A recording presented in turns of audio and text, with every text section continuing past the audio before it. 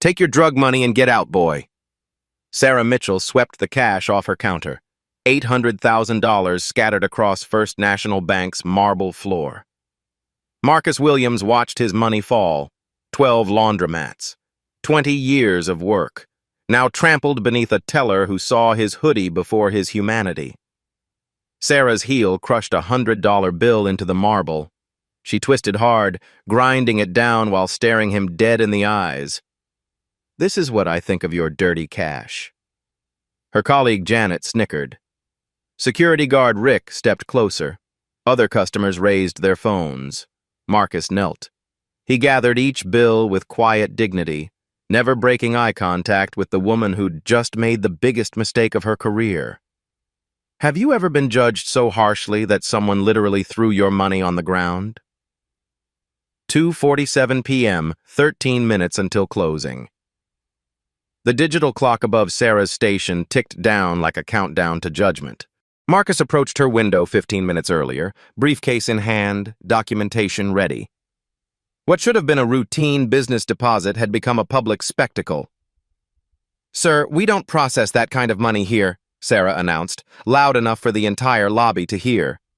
Her voice carried the authority of someone who'd never questioned her own assumptions.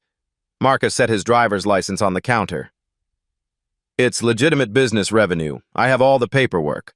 Sarah picked up his ID like it might contaminate her manicured fingers. She held it at arm's length, squinting dramatically. "Right.